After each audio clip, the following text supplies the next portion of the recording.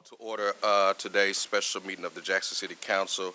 It is 10:30 a.m., or a little after 10:30. At this point, we want to open up with our invocation.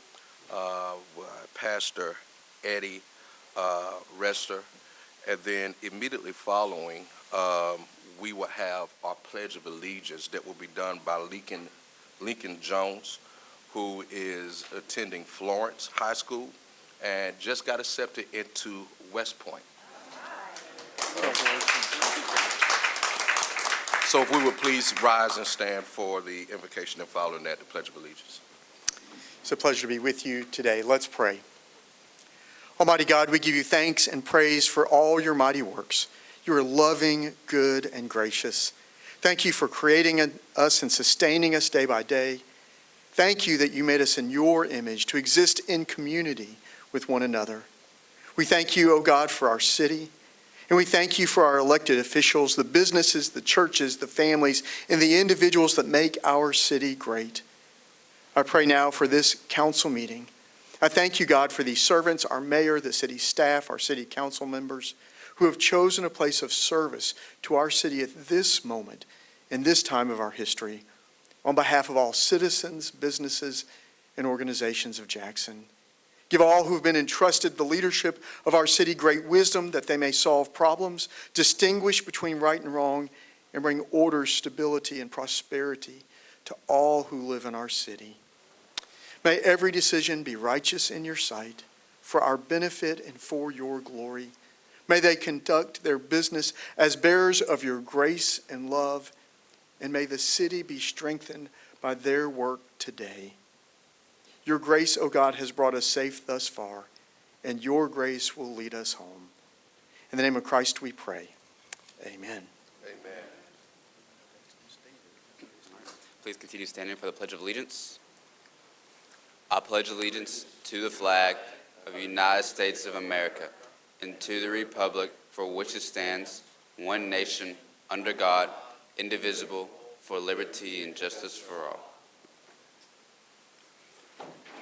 Thank you so much, Mr. James. At this time, Mr. Jones, at this time, I'm going to yield to my colleague, Councilman Phillip, for brief introduction of JROTC and some special acknowledgments. Councilman Foote. Thank you, Mr. President. We're lucky to have today three people that are going to brief us on an upcoming program that will be take place at the Jackson East Center on this coming Friday, on Friday the 2nd, and then there'll be some additional things going on at the two museums on Saturday morning. But we have Leon Jones representing the West Point Society of Mississippi, and then we have Colonel Frederick Brown representing JROTC, so I'll turn it over to them to explain the program that they're here to brief us on.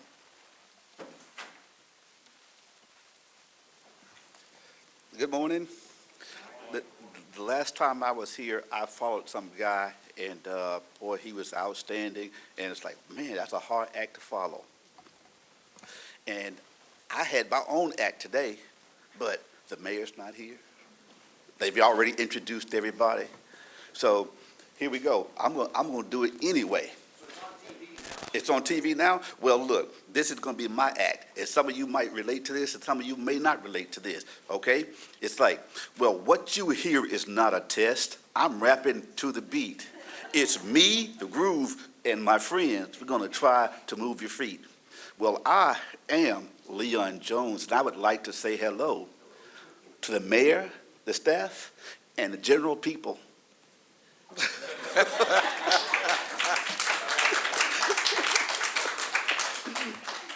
Now, like Ashley said, I'm with the West Point Society of Mississippi. I'm actually a 1985 graduate from the military academy. I did a total of 28 years in the Army, 20 years active duty, and I retired as Lieutenant Colonel, and I currently live in Florence. This West Point activity is a collaboration between West Point, the cadets from the academy come down, and they interact with the students of the JROTC from the Jackson Public School System. Now, without stealing his thunder, like my thunder was stolen, I'm going to introduce my son first. My son, he is currently a senior at Florence High School, Battalion XO, a current Legion of Valor recipient. If you don't know what that is, that's one of the highest awards you can get in junior ROTC. He's number 3 in his class. And what else did you do? That's enough. He's going to get embarrassed. Okay, now, without further ado, I'm going to introduce the next person who's going to come up here and tell you a little bit more. It's Colonel Brown, who is the director of JROTC for the Jackson Public School System. Take it away, sir. Good morning. I'm Colonel Brown, the Director of JRTC of the Jackson Public School District. On behalf of the Jackson Public School District, I would like to thank the City Council for inviting us here this morning to elaborate and just give you some highlights on the West Point LEAD. This is our 7th annual West Point LEAD Ethics and Diversity in STEM program, and it will be starting at 8 o'clock to 3 p.m. at the Jackson JSU East Center. And we have approximately 200 and some odd Jackson Public School students, to include 24 West Point students, and we have the Powell Middle School. We're bringing at least 40 some odd students to participate in this. The bottom line is, it is for our students to collaborate with the West Point students to make sure that our students and some of our educators in the Jackson Public School District understand ethics and understand the diversity. The association has been with us for 7 years. Each year we have a Academy Day for with Congressman Guest, and we also have a Academy Day with Congressman Benny Thompson. And each of these, all our cadets are allowed an opportunity to go to West Point. I would tell any parent out there that's listening this morning, these programs are out here. It's $550,000 for a student to go to attend West Point. To the same thing as one of the Air Force Academy and the Navy Academy. So our students can attend these academies and come out debt-free. So we look at the economics in our communities throughout the whole United States. I am a firm believer that if students are exposed, if they understand, if the parents are exposed, they have summer camps, a program at West Point where parents can go there for a week. All they have to do is sign up for it, go there for a week, and actually see what goes on at West Point. So again, we are the advocate. We are advocates for West Point. We are advocates for all the other academies as well. So this week on Friday, we will have those individuals at the JSU East Center with students like this young man right here that is going to West Point. There are two students that are in West Point that graduated from Jim Hill. We have students in the Air Force Academy that graduated from Murrah High School. We have students that are lined up to go to the Air Force Academy this summer from Murrah High School. So again, the name of the game is for us is to expose our students to every opportunity. We have 9 summer camps coming up this summer at Jackson State University, Nano-Nauticity. We have students that will be attending the William Carey University. Over 60 some odd students will be attending there for 1 week. We have students that will be going to Mississippi State STEM Leadership Program. And those students will be exposed to engineering and science technology at Mississippi State. We also have 52 slots to take our students from Jackson Public School to the National Flight Academy in Pensacola, Florida.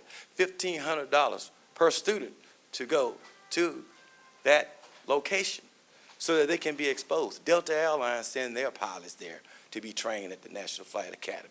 Wow. So that's to let you know that our students are being exposed. JMAA at the Jackson Municipal Airport authorities. We have a summer program there this summer also. We'll have about 25 to 30 students attending that program so that they can learn how to become pilots, how to receive jobs that they can receive over. There are so many jobs out there in the aviation field. We want to expose them to it, not to be pilots, to run the towers, to be maintenance personnel and everything else.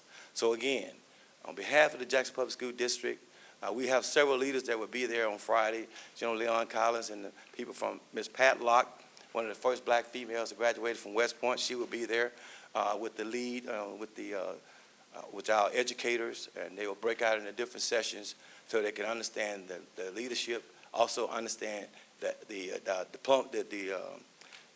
process of how ethics and the importance of ethics.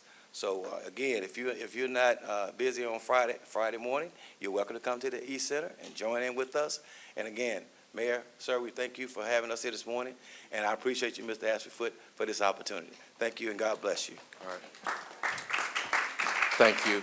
And Mayor, okay, just before, just want to say, Leakin Jones, congratulations on your acceptance into West Point, and we're proud of you. All right. Who was? Okay. Yes, I just wanted to thank you. Obviously, this is a military family. I want to thank you for your 28 years of service.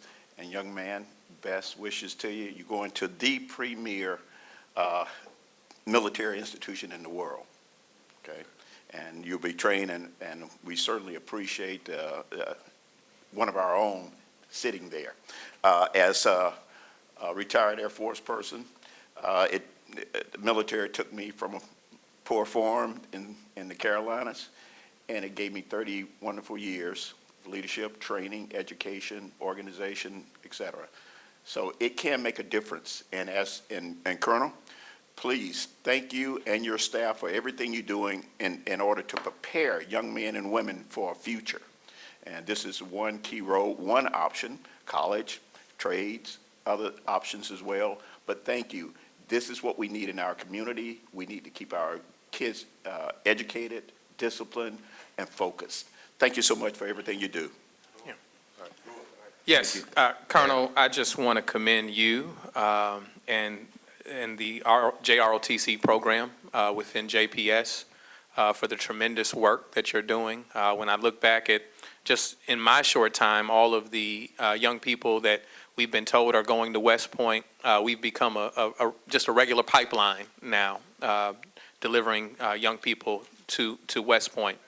Young man, I want to commend you and congratulate you. I have two words of advice for you. One is something my father told me that I think of all the time. Our talents and our abilities are not ours alone. They are the fruit of our labor as a people, belonging to us as a people, and they must be used accordingly. That's a poetic way of saying that you hadn't gotten where you're going because you did it on your own, but because someone took sacrifice, someone gave on your behalf, and so you have a responsibility as you gain more ability to later return that back to your community. And then the last thing that I would say, my good friend Adrian Perkins, former mayor of Shreveport, Louisiana, who is a West Point graduate, I'm going to say this so that he later hears and learns of this. When you get out there, don't pledge Omega, okay? He became an Omega out there. So we'll talk about what you need to do later on. We'll have that conversation on the side, all right? Thank you so much. All right. All right. Thank you. Thank you, and we appreciate you. Councilman Foote, thank you for bringing them up. At this point, okay, at this point, I want to start with just special openings, and I want to just take the privilege to open up in honor of one who is former city employee and also my cousin who worked in maintenance, Kenneth Bolden.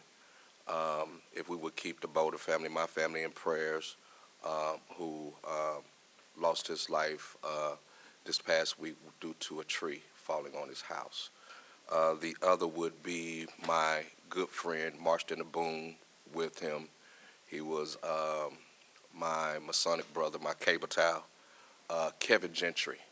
And if we would pray for the Gentry family as well. Any other special openings? Yes, Councilwoman, Madam Vice President.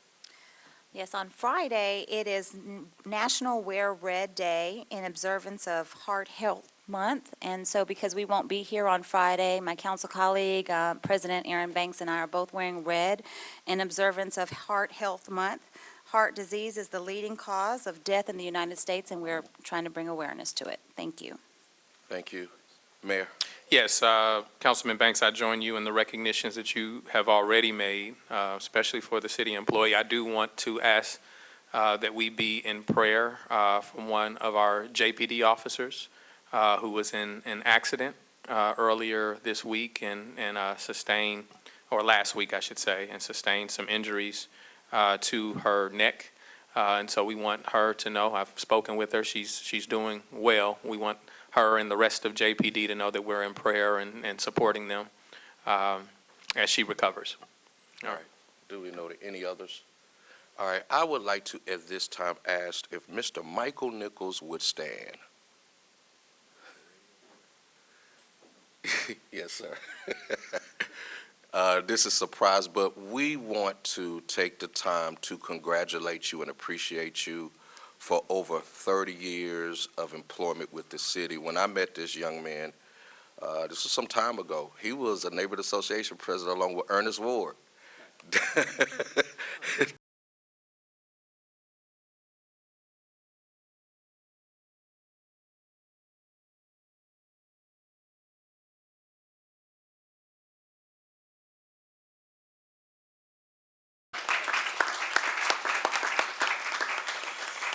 Thank you so much. Are there any other comments, colleagues, at this time? All right, we have one public comment. Is Claire Campbell here? Hey, Claire, if yeah, just, you could come. Yeah. And you have 3 minutes for public comments. And the clerk will let you know when you have like 30 seconds or a minute left. All right, just state your name for the record. My name is Claire Campbell. All right. There you go. You My can name is start. Claire Campbell. You can Good start. morning, everybody. I am both a business owner and a homeowner here in Jackson, a fine city, and I appreciate your time to listen to my concerns about enforcement on the city's noise ordinances. Week after week, myself and my neighbors are currently being barraged by noise from a nearby restaurant that's been going on since July. And in pursuit of having their noise brought down to the legal decibel levels, I have come across a black hole of enforcement. JPD has to refer it to Capitol Police because the address is in their jurisdiction. But Capitol Police throws their hands up because they cannot enforce a noise ordinance per the city code itself. One of my neighbors, who has small children, has already had to move because of the lack of this enforcement. I have been in contact with my councilperson's assistant, who has tried to tie in members of the mayor's office and JPD over this matter. I have been in contact with Assistant Chief Watts over this issue, and I have heard from members of Capitol Police who continue to relay to me that this falls under the responsibility of JPD. The result is that nothing has changed since July of last year, and at some point, a solution to this gray area has to be addressed. In order to save your overfull email inboxes and my own voice yelling into the void, I figured I would come in person and implore you to take up investigating this issue. And again, I thank you so very much.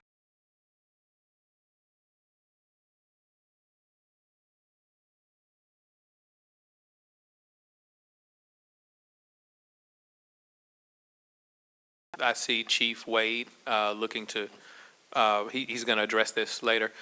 If you can share, if it's some private matter or you would rather not say, what is the source of the common noise issue?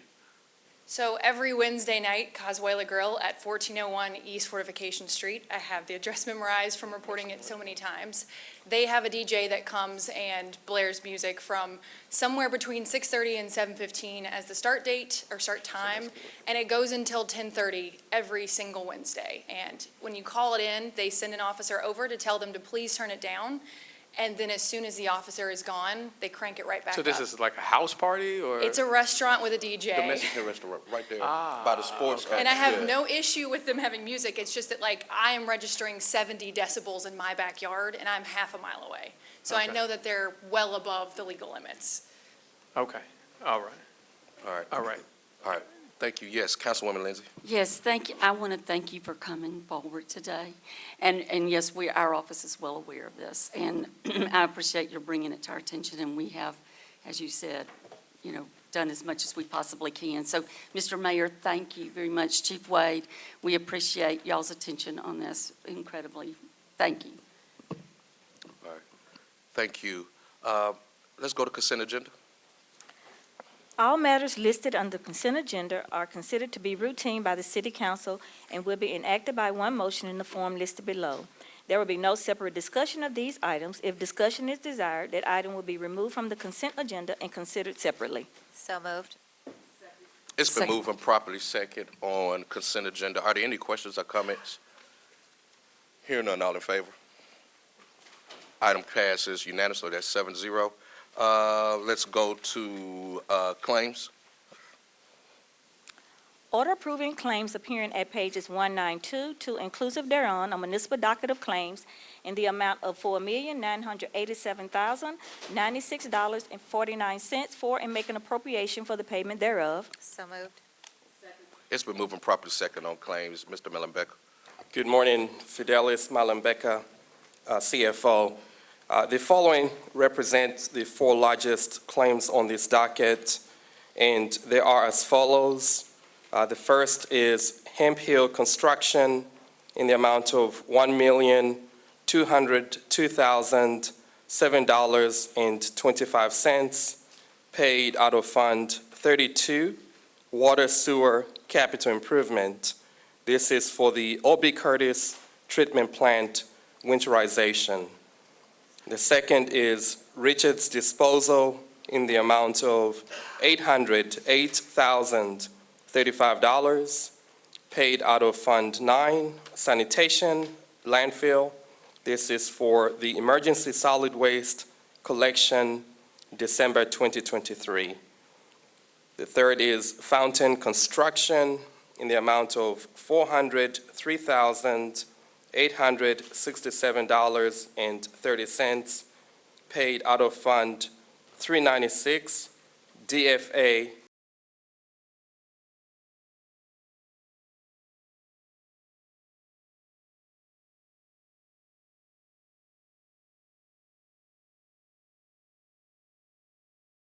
$0.60, paid out of Fund 1, General Fund. This is for street lights. And that concludes the four largest claims. All right, any questions or comments? Thank you. Doug, the Meg Evans Library, Yes. went most of the summer, a lot of heat, they had to close it. It was told to us that money was there to repair their air conditioning system. When will they begin to work, and what kind of time frame before it's completed? I will yield to Mr. Wright. I know he has been engaged with that process. All right, thank you. Louis Wright, CAO. Yeah, the Meg Evans Library was closed several times during the summer because of air conditioning work. We have received proposals, and we're just waiting now of approval of those proposals so that we can get the work done. Is it within the budget? Do we have enough money Yeah, to? yeah, it's in budget. We have the money set aside to make those repairs. Okay. Can I follow up? Yes, sir. Energy. We have a lot of lights that's out. And I know normally they tell us to call in the pole number and those kind of things. We're doing that and we're still having lights that's not being repaired. Okay. What happened to the old process when Energy had trucks ride in the evening to identify these lights that's out? Well, as you know, I'm not with Energy anymore. That was a process I that know that's right. we had in place. Yeah. But we can get with the person now, Victoria Love, and just sit down with her and make sure that she's getting those lists of lights that are in need of repair, and even start seeing if they're still doing night patrol. That was part of their night patrol program.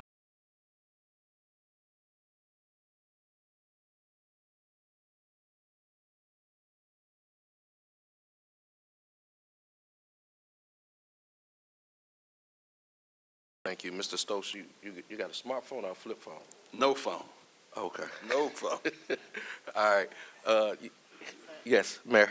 Yeah, just speaking to the Entergy angle, I want to let you know that I had a conversation with Bobby Morgan from Atmos, and he may look to want to provide an update in terms of things that they have going on, concerns within their infrastructure that they are repairing aggressively. I won't advance that conversation, but I do want you to know that he has reached out to the city to let it be known that they are aggressively trying to repair issues within their system. Thank you, Mayor. Councilman Foote, did you have? My question was, what is does Ms. Love have the same number that you had when you were at Entergy? If not, I need whatever the number is. Yes, yeah, we could share it. Yeah. Can you share that? Yeah, we have it. And Okay. it may be helpful to share it publicly so that, no? We'll make sure we get to the clerk and everybody gets it. Get me that number, that'd be great. We'll get it to you. All right. Any other questions or comments on claims? Hearing none other, all in favor? Opposed? All right, claims passes 4-3. Payroll? Order approving gross payroll, including payroll deduction claims number 298192, and making appropriation for the payment thereof. So moved. Second. It's been moved and proper second on payroll. Any questions or comments? Mr. Yes, President, sir, Mr. Stokes. I want to thank Doc for giving us the information concerning the number of employees that make under $15 an hour. Thank you so much for the information. I think you gave it to all council members also. Can you give us a plan? How do we, and I understand from reading it that some will be part-time and those numbers are going to be different. How do we move the employees that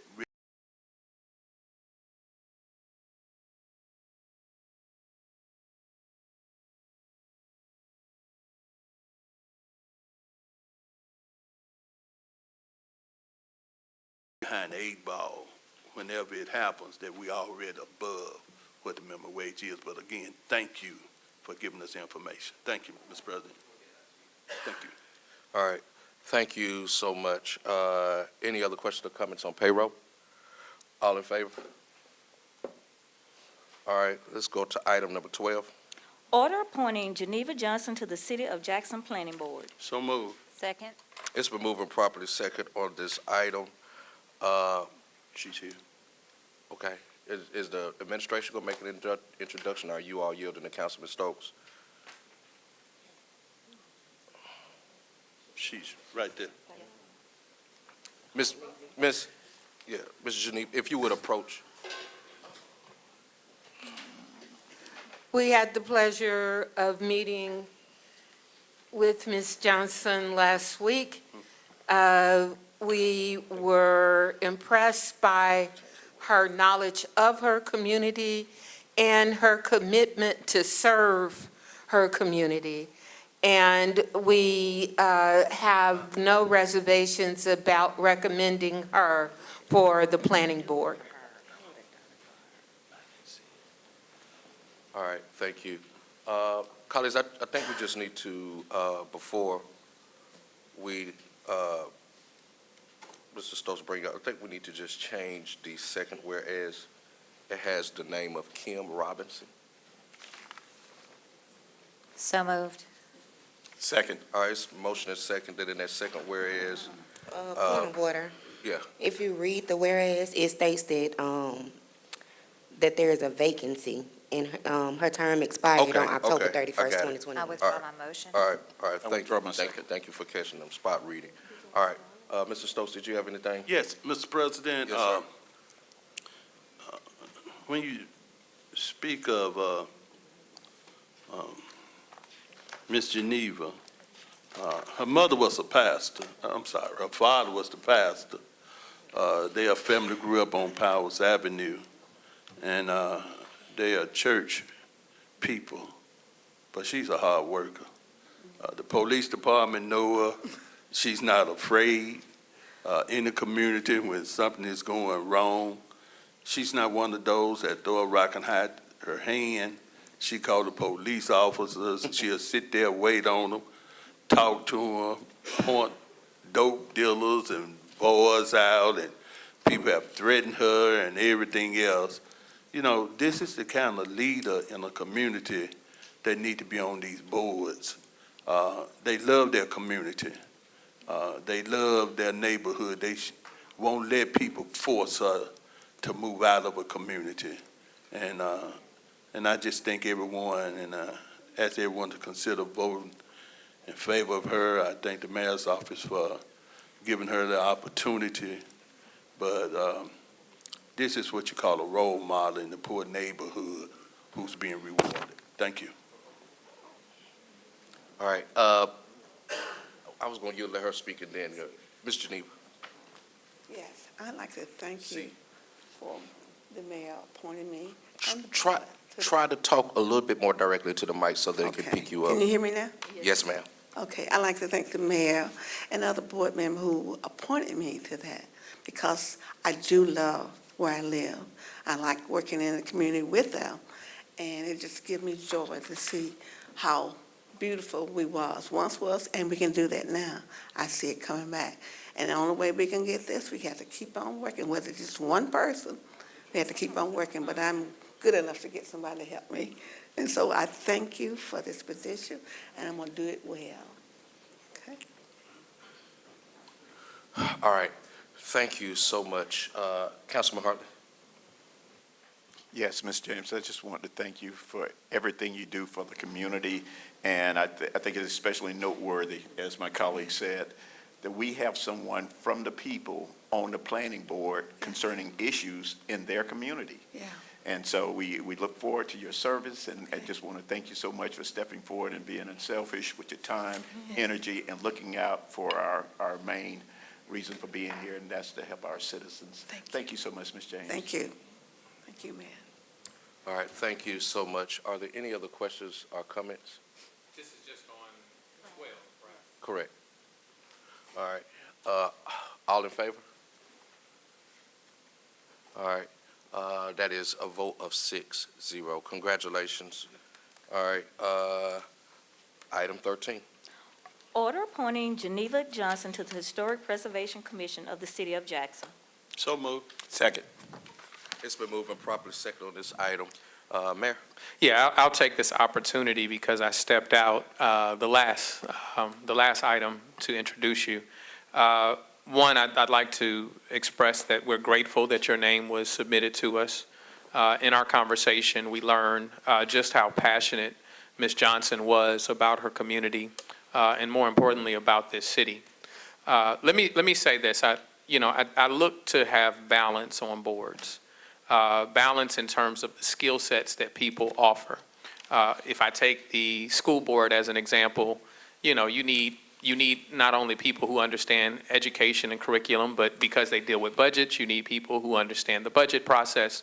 You need people who understand policy. In the same vein, when we look at the Historic Preservation Board, you certainly need people who have technical expertise in that degree. But you also need people who have lived experience, right? That is important to our historic preservation. And every resident may or may not be an expert in infrastructure, in public safety, in economic development. But they're all experts in their condition. They know what they've enjoyed over time. They know what has been a little more difficult as time has progressed. And we need that real lived experience to be a part of the balance of the board. And that's why I think Ms. Johnson is certainly a worthy candidate for this appointment as well. All right, are there any questions? Yes, Councilman Stokes. Mr. President, thank you. You know, in life, you lived and you must pass. And for so many, many years, we had Lance Turner on this board, Historic Preservation Board. He was everything from the chairman at one time to a member, but God took him home. He did not miss meetings. He believed in the board. And that's what you're going to get with Ms. Johnson. She will come to meetings faithfully. If she's ill, she'll be at a meeting. Whatever time the meeting starts, she's going to be there on time. These are the kind of people that want to be on these boards, who's not going to make mistakes or excuses about why they're not coming to meetings. They're going to show up, and they're going to speak up for what some of these older neighborhoods need. It's Ms. Johnson, who lived behind Town Creek, who tells us about the moccasins that's coming into people's homes over there, and, the man trying to do the water meter, open the meter, and the monster jumped out at him. She's that kind of nosy neighbor. Amen. You got to have that in these neighborhoods now. Right. Somebody who watching and looking and preserving these neighborhoods. So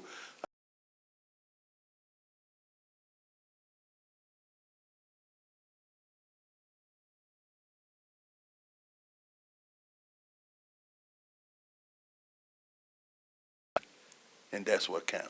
Thank you. Yes, Councilwoman Lee. Well, Ms. Johnson, I don't know you, but I trust my colleague, Mr. Stokes, and I know the administration has done their vetting, and I trust their process. So I'm going to support you. I just want to make sure you know that Ferris Street is my home. We have a business that's been there almost 100 years, and I want to make sure that we're doing everything we can to grow that street, and I'm honored to vote for you today so that you can help us grow Ferris Street. Thank you. All right, any other questions or comments? Hearing none other, all in favor? Opposed? All right, item passes 5-1. All right, item number 14. Order authorizing the mayor to execute a purchase order in a support service agreement between Square Nine Softworks and the City of Jackson, Mississippi to renew the subscription and maintain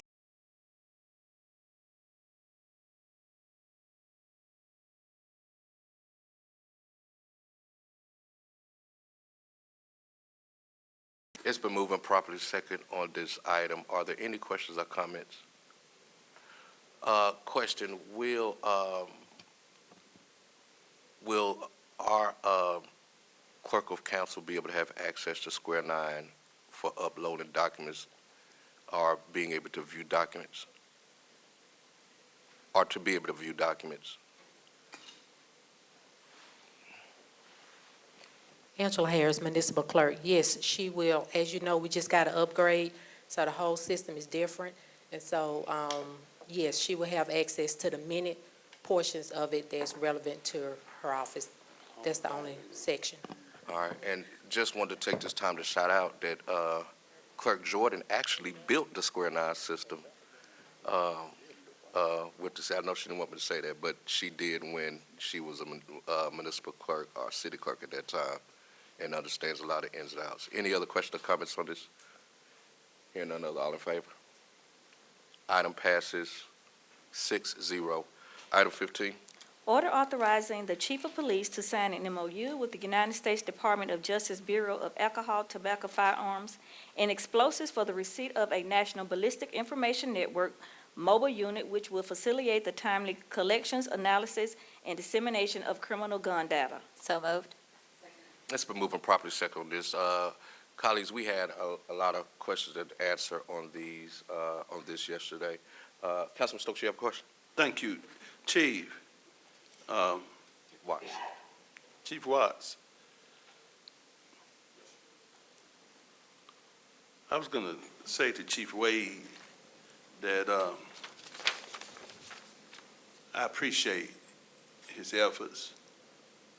I appreciate his commitment to the reducing murders in this city by half. I think we all need to buy into it. Yes, sir. It's something that'll be good for this city, it'll be good for this community. And even though we hit a rough patch, it still is achievable. Yes, sir. Now, with the item that's before us today, I was talking to the U.S. Attorney's Office some weeks ago, and I brought up, I saw at a pawn shop where a man was being shortchanged out his money returning a gun for his daughter. Guns with silencers. Mhm. They told me at that meeting that it is illegal for them to have guns with silencers displayed and being sold. If they're an FFL licensed dealer, they can. That falls under a federal law. I can get with ATF on that, and we can check the pawn shops, and we can also check the local dealers and make sure that they're in compliance. Okay. But there are some exceptions Yes, sir. to the rule. Yes, sir. but we're gonna start checking these pawn shops now.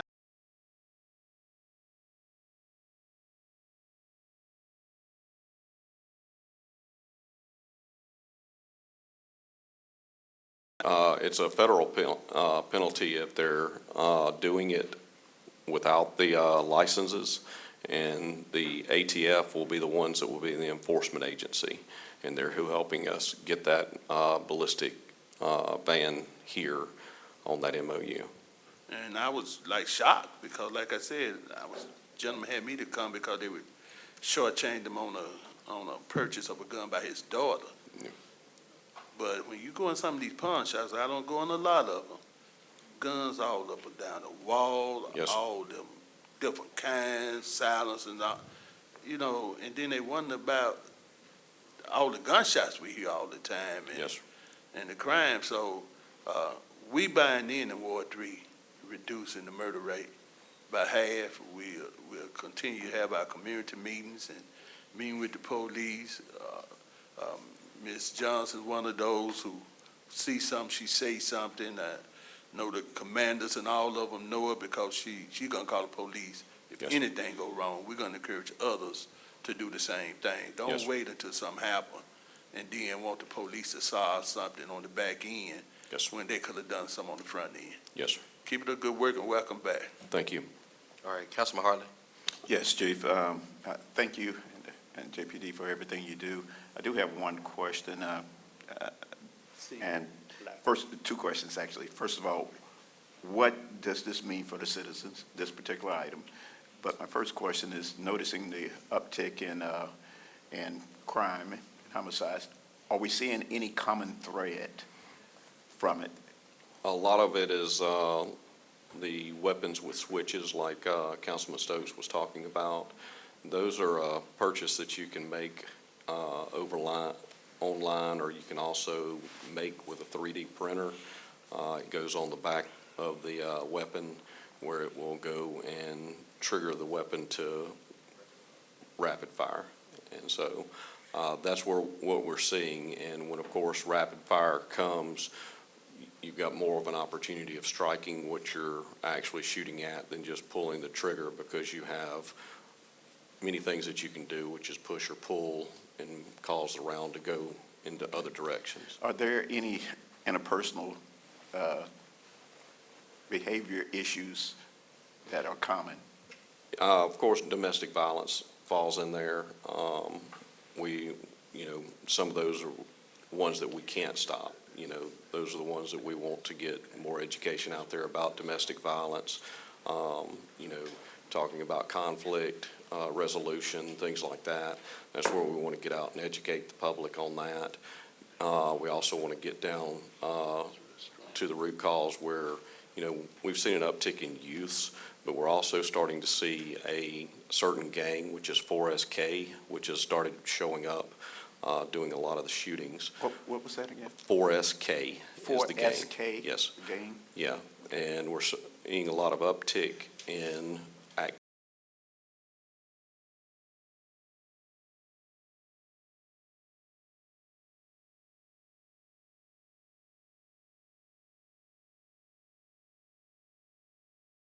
arrests with the homicide division. Of course, we're well above the national average at this point.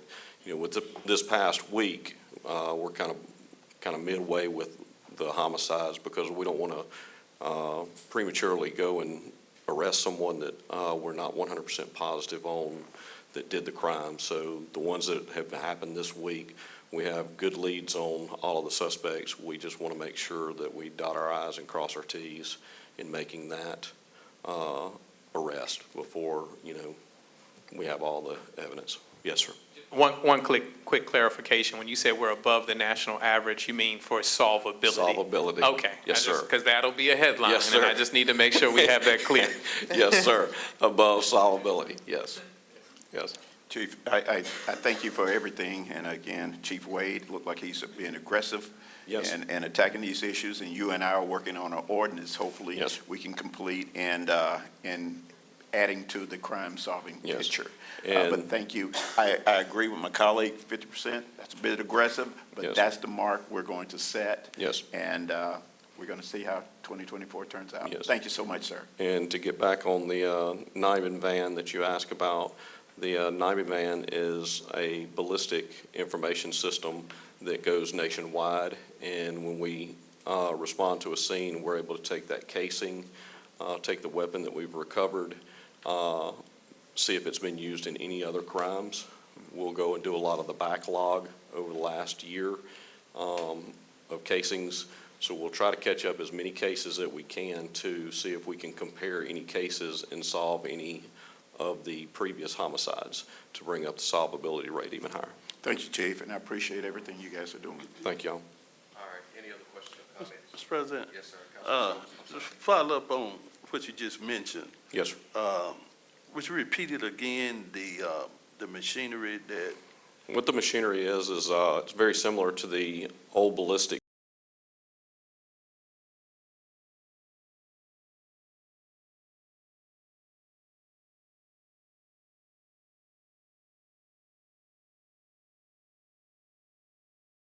is then discharged outside. When we recover it, we put it through the ballistics machine.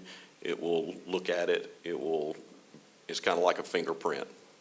Everything is will marked. we have our own machine now? We will have a temporary one that we're going to use, and then after we show the use that we're going to get out of it and the benefits that we show from it, we're going to put in through a grant to get one back for the Our use own of the city. machine? Yes, sir. Because that was an issue that came up in the conversation why the city of Jackson didn't have it. Yes. You know, and my response, I didn't know we didn't have it, because, you know, we tried to get and give the police department Yes. anything they need in terms of machinery or anything that's warranted. And they were saying how other cities throughout the United States, even smaller than Jackson, Yes. they had this machinery. Yes, sir. And it helps with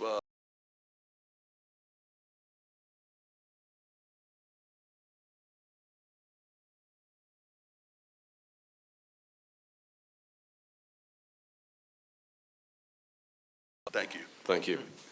Yeah, I just wanted to add to that point, this particular machinery has been a part of our legislative request for repeated consecutive years. And so, it's just demonstrating the insistence of our JPD leadership to get the technology that they need in order to accomplish their jobs.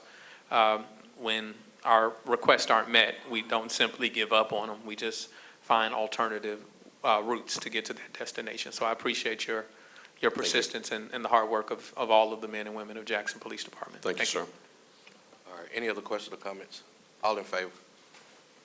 Item carries unanimously, there's 7-0 vote. Colleagues, let's move to 21, and then we'll come back to item 16. Order amending the January 18, 2022 order authorizing sponsorship funding in the amount of $25,000 to the National Fitness Campaign for the Keith Haring Fitness Court and changing the location from Woodrow Wilson Park to the Bellhaven Heights Park. So moved. Second. It's been moved and properly second on this item. Any questions or comments? Councilwoman Lindsay. Yes, thank you, Mr. Banks and Mr. President, and thank you for taking this early.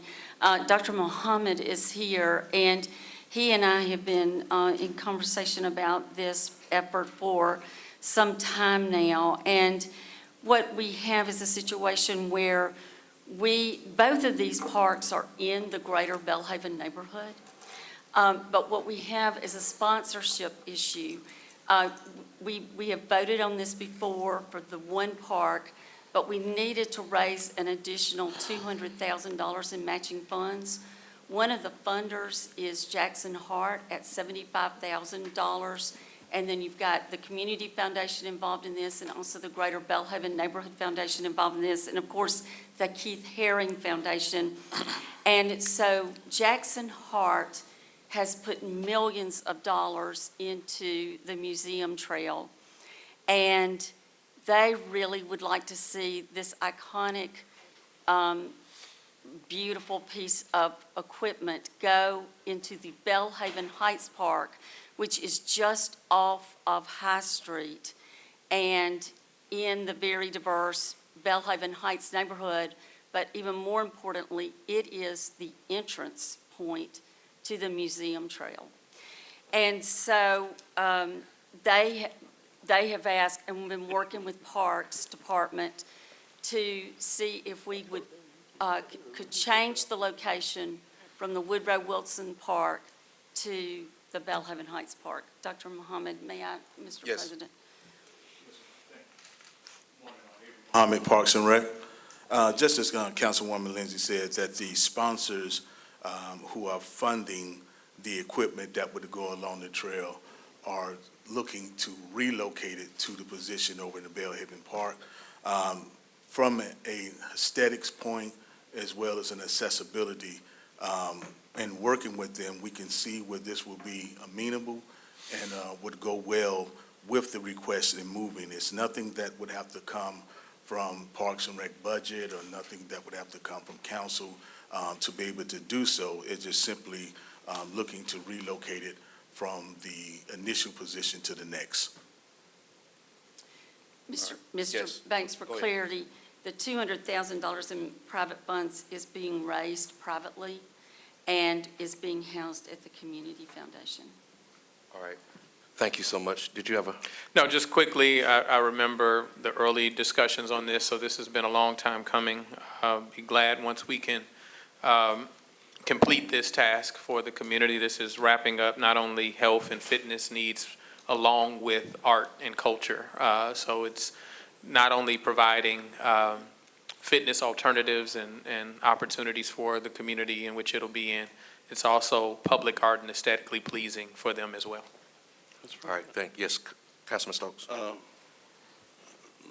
Dr. Muhammad, as a national example of great fitness, talking about me. Yes, sir. I did. I'm not going to disagree with that. Not until after the vote. But are you going to agree? He said it was paper, yes. Really, it's serious. I think this is good. Now, I think the only thing that we're doing is that other people raising money. They're doing the heavy lifting, and they kind of would like something to be at the beginning of this walking trail versus others. So I don't see anything major, even though we're seeing 25,000. That's not even a percentage of what's really being raised and everything and what they're trying to do. So again, are they gonna have my picture out there with my muscles and? Well, I would need to go back to the negotiation board and after the vote, and we'll go back and discuss it, sir.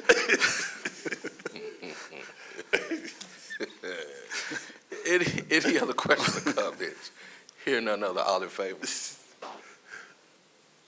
Item carries 7-0. Thank you so much. Mr. President, if I may, I just wanted to just present and introduce to the council our new Deputy Director for Parks and Rec, Mr. James Crump. Just wanted you to be able to see his face. I thank the administration for their approval. He comes with a long history of working for the city of Jackson. It's a man that I trust and respect, and we're looking forward to coming and doing great things. So I just wanted you to see his face. Not that you won't see mine, and I don't want to disappoint you of that, but just wanted everybody to introduce so you know Mr. James Crump, the new Deputy Director for Parks and Rec. Congratulations, sir. Thank you. All right, let's go back to item 16. I mean, not back, but go to item 16. Order authorizing the chief of police to sign an MOU with the United States Secret Service related to the assignment of law enforcement to the Cyber Fraud Task Force and providing for the reimbursement of overtime compensation directly related to cyber fraud task force work. So moved. Second. Let's move a proper second on this item. Any questions or comments? All right, hearing none other, all in favor? All right, item carries unanimously. Item number 17. Order to authorize an agreement with Lily's Restaurant for services in providing meals for the Jackson Police Academy 70th recruit class for the dates of February 18, 2024 through May 10, 2024. So moved. Second. It's been moved and properly second on this item. Any questions or comments? Hearing none, all in favor? I'm sorry. How are they supposed to lose weight when y'all feed them so well Uh-oh. during the recruit class? May I assure you, They're gonna burn we it gonna up. get it out of them. I assure you, have my word. Hearing none other, all in favor? All right, item carries 6-0. Let the record reflect that we have a quorum of 6. Item 18. Order authorizing the mayor to execute Amendment Number 3 to Professional Services Agreement with Wagner Engineering, Inc. for the Riverside Drive project. So moved. Second. It's been moved and properly second on this item. We had some good discussion on this yesterday. Are there any other questions or comments? Hearing none other, all in favor? Oh, No, that's fine. I just wanted to make a comment because Robert Woody's not going to say this. If you remember, there was an issue about delay on the project. Right. And that this was going to cost the city, like $1 million. Through Mr. Lee's work, we negotiated what was a $800 and something thousand amendment down to a $275,000 amendment. So it's about half of, it wound up costing about half of what it was initially reported. good work, Mr. Lee and Ms. Attorney Williamson. Thank you for coming up and highlighting what he wasn't gonna say. All right. Mr. President, Yes, sir. we need Mr. Williams to highlight also, we're getting the light that's flashing at the medical mall on Bailey Avenue. They're getting ready to fix it, so Okay. we thank them so much for that also. And Mr. Wheeler had called, and they were concerned at the medical mall because of accidents, but thank you again. We'll talk about when the emergency item come up. I'll recall for the vote. All in favor? I'm not voting no, I'm abstaining this time. I was All voting right. no. And abstain. All right, so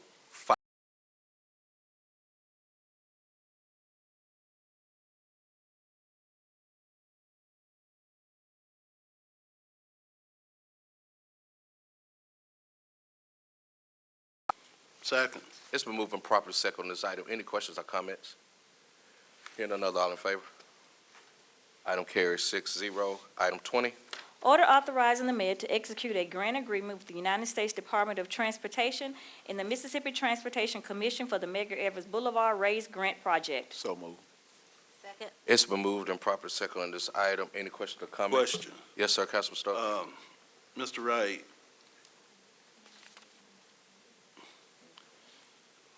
the project that they're concerned about in the neighborhood is that they feel that the improvements should extend further up Medgar Evers Boulevard. Recently, when we had the flooding, a lot of Medgar Evers Boulevard is flooding now. And I know that was an unprecedented rain situation. But we need to prepare for the national recognition that's gonna take place with the home. And we must make Medgar Evers Boulevard something special.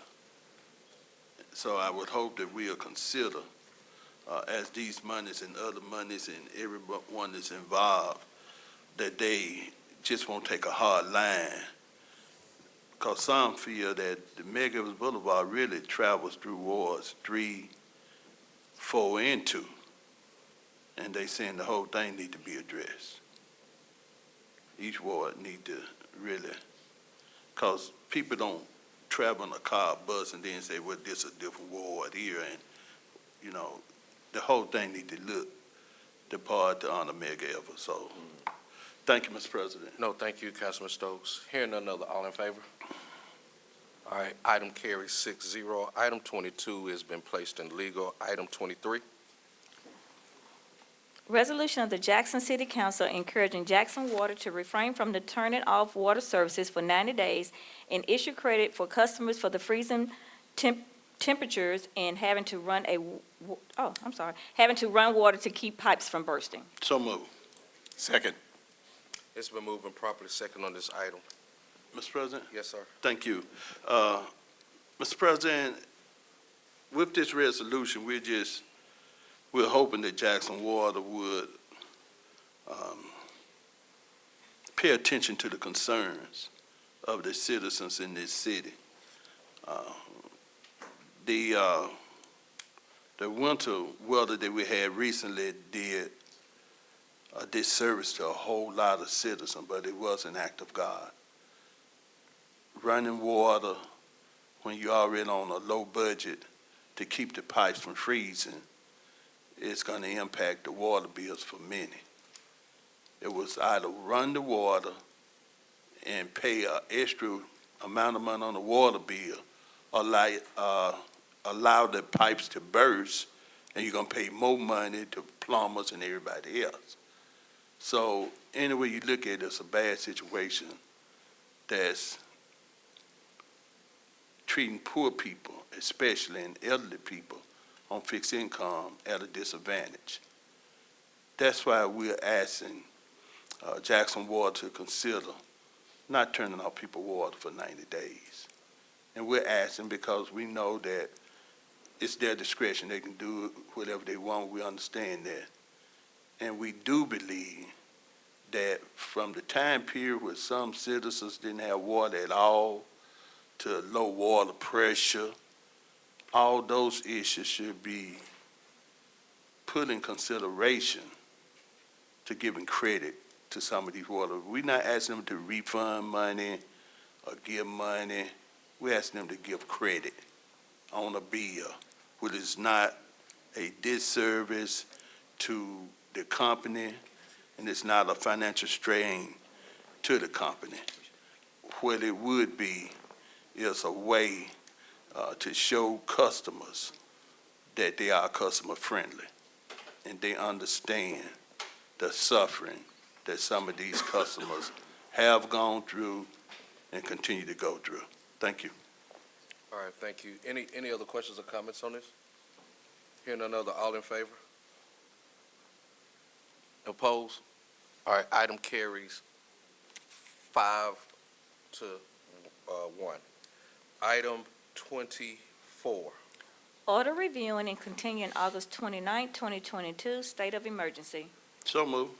Second. It's been moved and properly second on this item. Any questions or comments? Hearing none other, all in favor? Item carries 6-0. Item 25. Order reviewing and continuing state of emergency. So moved. Second. It's been moved and properly second on this item. Any questions or comments? Hearing none. Which emergency? Yeah, which emergency?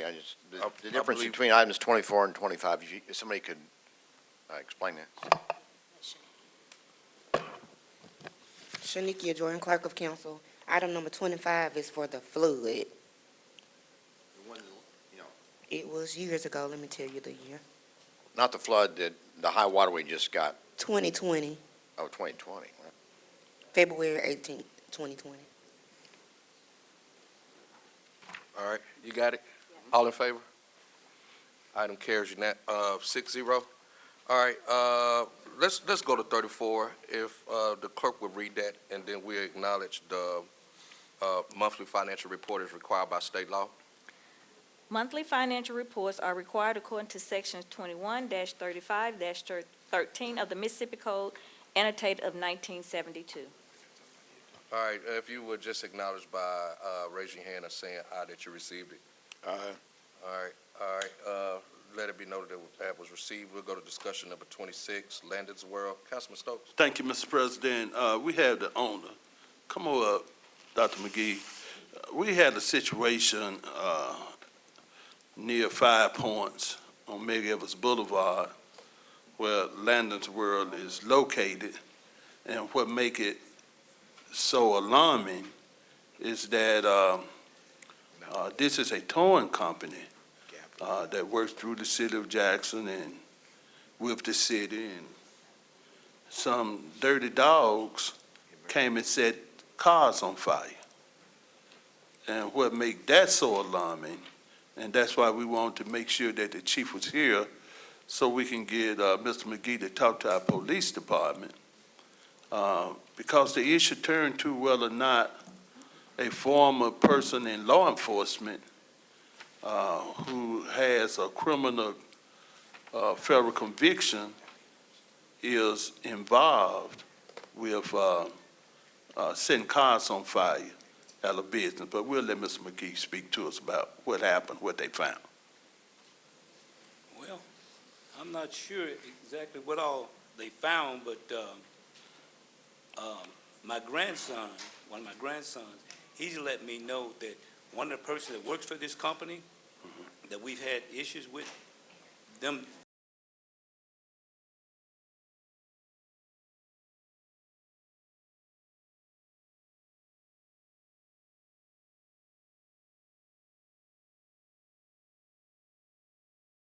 So my son my grandson has a friend of his that he went to school with that works for this company. And he's listening to the owner. He's not an owner, he's the manager, telling him all about my family, knowing where I live, just threatening words that he's saying at his place of business. And so what happened was, I forget what day it happened, but they came by, somebody, we got them on camera, setting the fire. They first tried to set it, and one of the guys got burnt. And they ran beside the building beside us to see if the fire would catch up, and it didn't catch up, so they came back and started again. They burned up like 8 cars. So, that's basically Well, what happened. and I know when you're talking about things like that, you hold back a little bit. This is what the meat of this situation is. They had 2, maybe 3 white young men come into the middle of a black neighborhood, setting these cars on fire. And if this is not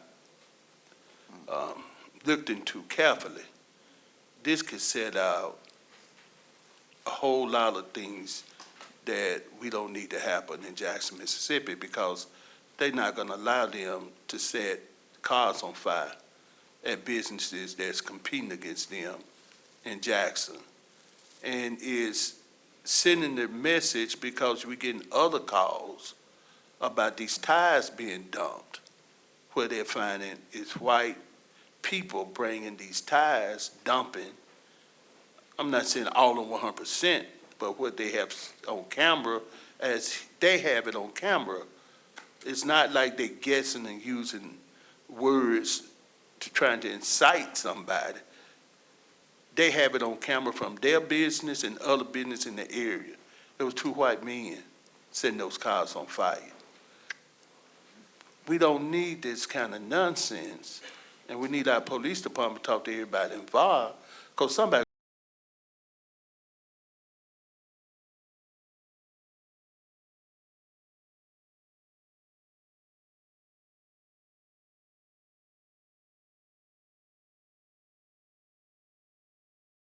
these tires and got these U-Hauls and this and that, they need to stop it, because these neighborhoods and these neighbors are paying close attention.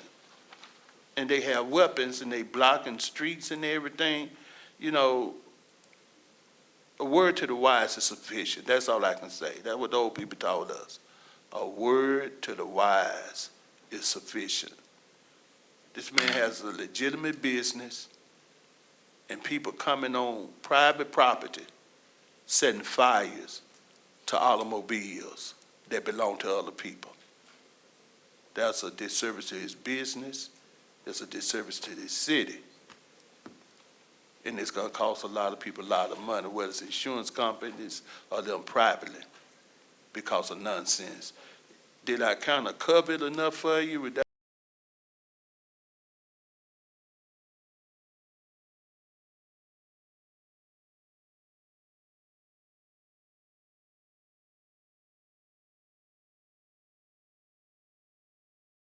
Bam or no kind of gun gang. Yes, sir. Anything else you want to say? No, sir. Thank you so much, Mr. President. Yes, sir. Yes, go ahead, Councilman Lee. Yes, Council President, I'd like to make an amendment to add an emergency item to the agenda requesting revisions to the 2024 budget for the Department of Public Works Traffic Maintenance Division. Is there a second? Second. All right, it's been moved and properly second on this. Let me say this, colleagues, we were briefed on this. This has to do with traffic lights. And this was declared under an emergency, and this is just amending the budget to go with the ratification of the contract. Am I correct? All right, all right.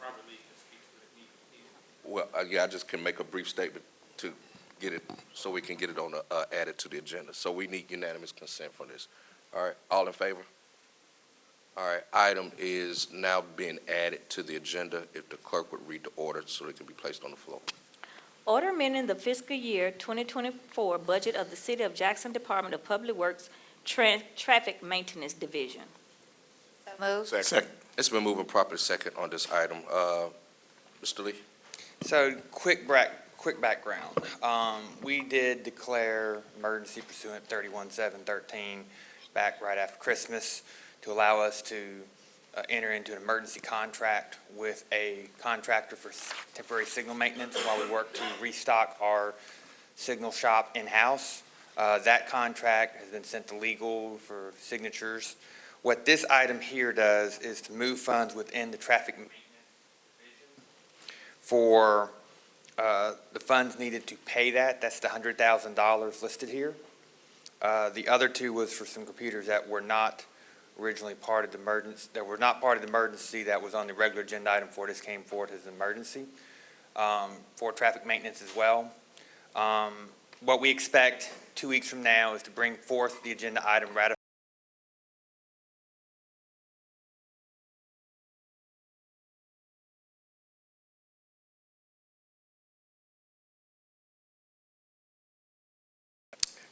All right, any questions? Yes, Mr. Yes, sir, Councilman Stokes. Thank you. Mr. Lee, it's not traffic lights, but the lights on the Bailey Avenue Bridge,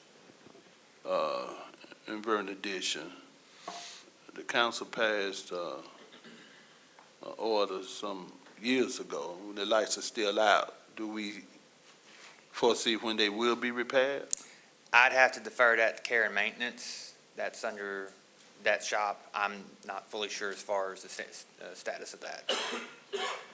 Could you check with care maintenance? I will. Thank you. All right, any other questions or comments? All in favor?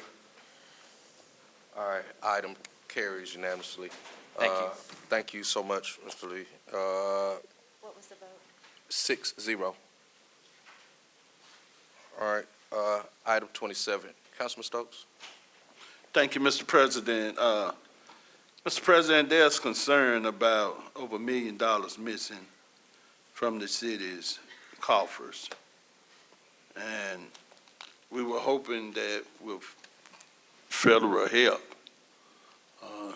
in terms of trying to find an ally out at the federal level, state level, to try to, I don't want to use the word twist arms, to help someone agree to pay the money back. I think now we're at a time in this city because of the need of money in the different projects that we need money for, whether we're talking about potholes, overtime for police and everything else. It's time for us to do the heavy lifting by ourselves, on our own.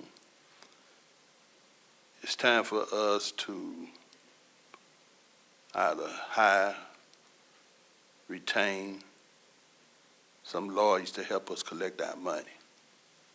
And I think that's what the city wants. The citizens in this city want us to get our money back. If people have received City of Jackson taxpayer money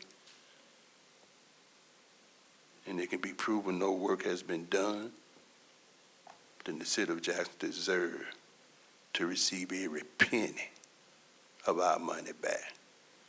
And I put this down as a discussion first because I plan to bring something that we'll vote on formally as a government unit, because let it be known that there's no way that the city of Jackson can allow over $1 million to walk away scot-free. Thank you, Mr. President. All right, colleagues, concerning that, I did receive an update. I'm not at liberty to discuss that, but if you wanted to go in executive session, I think we have to go in anyway, so that I can let you know of that update from, concerning this, after, the previous attorney came and talked on this issue.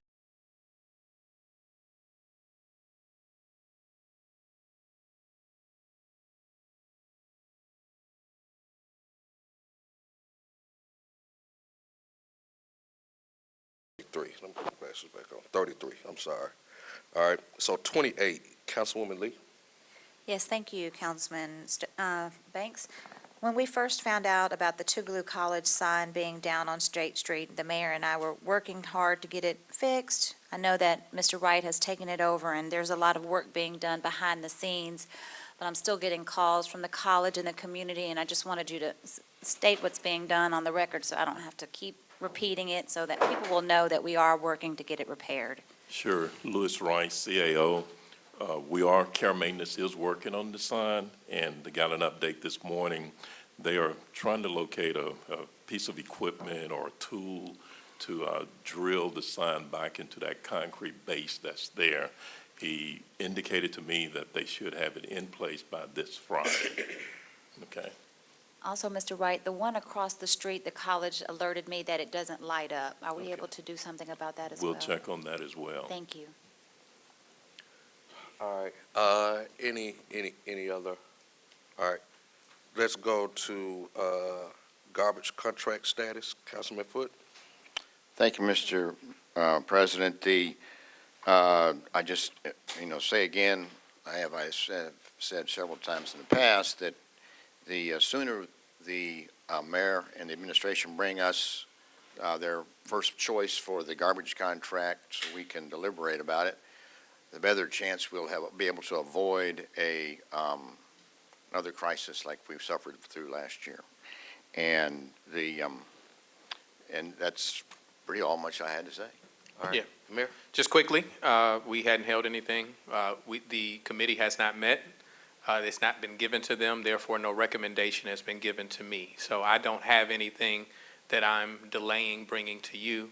Once the committee meets and goes through the legal status and everything that has to be done, then I'll present it to you. I think we close though. Go ahead, Dr. Omar. Okay, I just want to give him an update. We will be meeting on Thursday, and we just received the recommendations this morning, so. All right, repairs of city arts building. Foote? Yes, sir. Thanks, Mr. President. This is a situation that came up. We've had all this heavy rain and all, and of course that screws up a lot of the drainage systems across the city. And I got a call middle of last week, I guess, during some of these heavy rains that the bathrooms had been shut down at the City Arts Building. And we have a lot of folks who use that, a lot of different nonprofits that are in there, and they provide services to a lot of the children in the city, as well as disabled people that come in there. And so it basically shuts them down when they don't have the bathrooms. And one of the things that I was told was that when they sought assistance regarding the bathrooms being shut down, they were told that we only had $16,000 in the budget at that time to repair the bathrooms. And so there was confusion as to whether they could go forward. So I visited with the people, and we came up with an agreement. So anyway, I think that using the budget limits on maintenance when we have received $10 million from Zurich Insurance because of property damage across the city, we need to go ahead and take some of that money and put it into the maintenance budget for the city so we don't face situations like this where services are shut down because we can't get plumbers in to fix the problem. The good news is they did get it fixed. They were able to do that and get it fixed, but I think a longer-term solution would be to go ahead and take some of that $10 million we got and increase our maintenance budget for all of our facilities across the city. Yeah, well, just acknowledging that there certainly is a conversation about how we use the insurance money to repair our buildings taking place. And I would just caution not taking the statement of someone who is not privy nor have access to the decision-making on that level as the gospel. Whatever the $16,000 in the budget was did not officially come from this administration. It is not our position. And I would dare say that out of everybody in this room, I go to the art center, not the art center, the arts building, the municipal art gallery, more than anybody in this building. I go every week. It's where I have church service, right? So I know about the conditions, and I know what's going on there. All right. Yeah. Thank you, Mr. Mayor. All right. I know just concerning the insurance money, there was a request to make sure that Mr. Wright received that report that Jenny Jones did way back. Did you ever get that? Louis Wright, CAO, no. All I received was the Zurich list. It shows the properties and everything. Okay. And I'll get the other report. Yeah. Drew gave us an update. There are a few matters that still have to be resolved.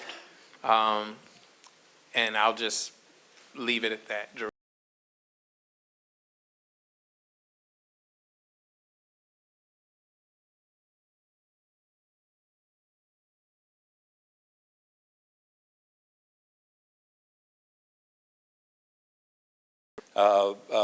As we work through a couple of issues, and we'll make sure we get that list of properties and what Councilman Banks is referring to Mr. Wright, as part of bringing all up to conclusion. And also, just to be clear, that money is owed to us, but the city has not received those funds yet. That money's not here yet. So, just for clarification.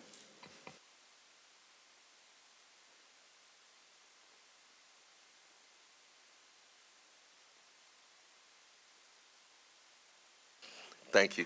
31 is on redistricting. We did have some conversation in the presentation yesterday. Hopefully we can, Mayor, try to come to a redistricting. 31, come to an agreement on how we move forward. I know the two things that come under somewhat the council's jurisdiction is redistricting.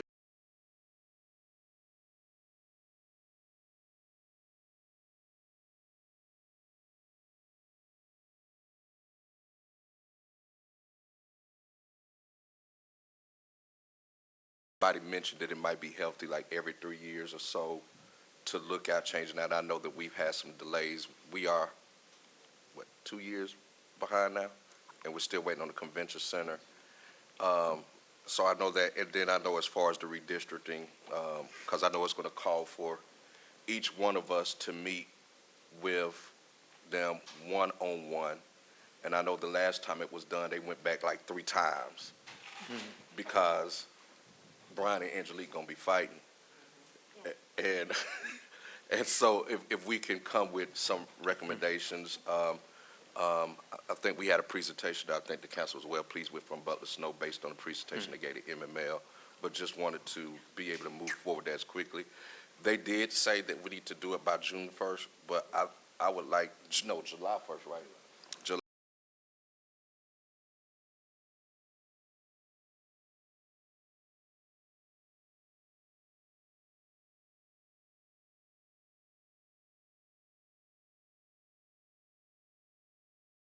Reaching out in preparation for this. We do have prior, the city has a prior working relationship with the individual we've been working with on redistricting. And each time the response has been, it's not time yet. And so I had a conversation with Councilman Griselle just yesterday evening, and I shared with him that we would reach out again. I attempted to call this morning, was unable to get a response, but I do believe that I'll get a response sometime today. But we've been working on this long before, it became on the public radar in this meeting. We've been relying on this individual's understanding because they have been in the redistricting space for some time. But we're going to continue to do that and get it going. Mr. President? Yes. Mr. President, if I remember correctly, at some period of time, the council will not get paid if Michigan's not. Yeah, I think we done just need to have correctly. some conversation as it relates to how it's done. Normally done with Yeah. at least 3 plans drawn up. Sometimes it's 5. And from those 3 to 5 plans drawn up, they got to get the public an opportunity to view all the plans. Yeah. And Yeah. then the council will decide which plan they're gonna go with. Yeah, I know. And you've been here. Meeting all the state laws and all the federal requirements in terms of percentages and everything else. Yes, sir. And you've been here during that process. I was on the sidelines last time this happened. I just know when we looked at it, received, even though the administration has been working on it, the law says it shall be the mandatory duty of the council. Yeah. So we just want to, how it's been done and based on, what we get at presentations, just get an understanding on how to do it. Because again, that is the, we're going to be dealing with some stuff, and but I think we can have some off-cuff conversations about how this works. All right. Thank you. All right. Thank you. We've already voted out. I see. We have discussion review continuation of COVID-19 emergency. We have pending litigation, and then also, Councilor Stokes, because of what you brought up on 27, I will provide an update that I received on that in executive session. So I need a motion to go into closed session for the purpose of going to executive session. Second. It's been moved and properly second that we go into closed session for the purpose of going to executive session for items 27 and 33. All in favor of going to closed session? All right, I just want to acknowledge to all the people that have been texting me as the resident Lions fan. I am very proud of my team. I was obviously disappointed we didn't make it to the Super Bowl, but they went further than I thought they would go this year. So thank you. if they would not have abandoned their running game,